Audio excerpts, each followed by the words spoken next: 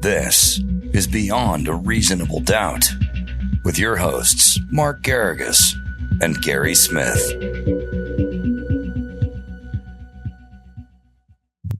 Well, Gary, how are you? Sorry about that. I have some concerning news to report, but I guess I'll set it up and then tell you.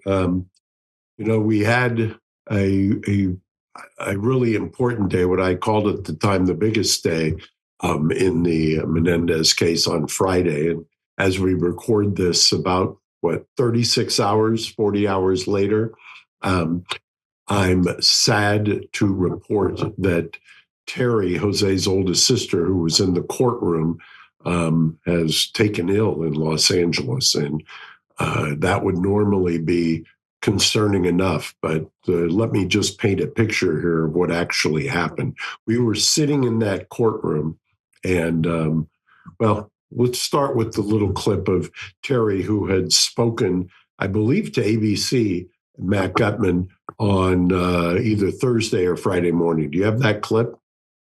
Yes, sorry, I just clicked the wrong one, but I do have it here. Just let me select the right one, and I think I can play it right here. Yeah, there it is. There's For everybody, this is a story. For me, it's very personal. Those kids, they are like the boys that I didn't have. So it's time. 35 years is a long time. It's a whole branch of my family erased. The ones that are gone and the ones that are still paying for it, which were kids. Yeah, so previously she's fought a heroic battle and is a cancer survivor. And it's one of the reasons back in November that we put her on the stand, and she testified in front of Judge Jessic and tried to convey, and I've already done a conditional examination with her as well. Conditional examination is in the criminal law a version of a deposition, which normally you don't get under certain circumstances, and she fit under that, and we did that. And she has relentlessly asked for, mind you, this is Jose's older sister, Kitty's best friend. So she kind of, and Lyle has lived with her when he was at Princeton, and she resides in New Jersey, and she's made the trek out now, not once, but twice, to Los Angeles to attend hearings and to testify, actually 3 times, I think. And then we went into that courtroom, and as some people may have already seen, we endured, we, meaning the family, myself, the legal team, 2 hours of performative art. And the DA himself, Nathan Hawken, was there in the courtroom as well, has orchestrated this position, if you will, of withdrawing his predecessor's initiation of a resentencing. And as if that's not bad enough, they spent 2 hours rehashing the crime, even though the whole idea of the resentencing is, what have they done since? They spent 0 time on the remarkable rehabilitation, remorse, and acceptance of responsibility that they've done since. They spent all of their time rehashing the crime, calling them liar, liar, pants on fire. And then shockingly, what they did was they flashed a crime scene photo of Jose and Kitty on the couch. Now, you may say, as the DA did, well, what's the matter with that? Well, mind you, that does not happen in courtrooms unless you have warned the victims who are there in the courtroom that you're going to do that. If I did that, I would not be sitting here as a practicing lawyer. You don't just flash the crime scene photos up without asking the victims to take a look. Why did they do that? Because the current DA, hired the one person who was against resentencing, who's now dead, Milton Anderson, hired his lawyer to be the head of victim services, and then said, after talking to her, getting her opinion and getting her talking points, he then moved to withdraw the resentencing and said, well, she's walled off, so you don't get victim services anymore. So this family not only is traumatized again and again and again, they then, in the middle of the proceeding, flash the crime scene photo up. Mind you, here's what Terry's daughter, Anna Maria Baralt, had to say about this on Friday.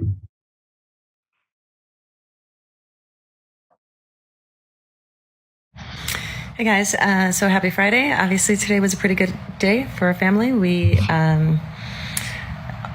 argued and won that the district attorney's office does not have the right to just rescind the resentencing recommendation from the last district attorney's office. I'm grateful that the judge applied the law fairly and that he ended up ruling against the district attorney's office in their effort to withdraw. And for that, I'm super grateful. And it gives me great hope for next week when we actually move into the resentencing hearing. I do want to say something that was upsetting to me, which was about an hour ago. I was having dinner with my mother, and she shared with me, she was upset because she shared with me that she had never actually seen the crime scene photo. And the DA's office in their presentation just kept putting it up. And let me be clear, there was no reason for it. Right? And the reason my mother had never seen that is because that during the trials, they weren't allowed to show the crime scene photo because of the victims in the room, right? Like all of us, right? We're the victims in the room. And so without warning, they just kept putting it up. And again, not necessary. No reason to do that. Just another example of how our family just keeps being re-traumatized over and over. And I'm wondering when that is going to stop. However, I'm not going to hold my breath for that. So instead of belaboring that point, I am going to just thank all of you for all of your messages of support. There were so many. And, you know, the second we came out and that ruling came down, it was like, just message after message of well wishes and celebrations from all of you. And I'm super grateful. So thank you for, being on Team Menendez. You are definitely the wind at our backs. And I wish you all a good night. Yeah, I'm gonna, this morning I was awakened to texts and calls. Terry, who you just saw there, was found non-responsive and has been hospitalized.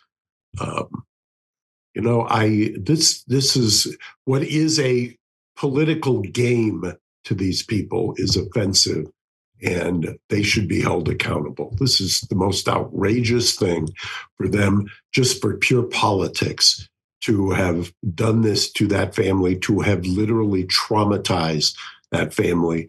And they should be held accountable. I mean, this is just outrageous.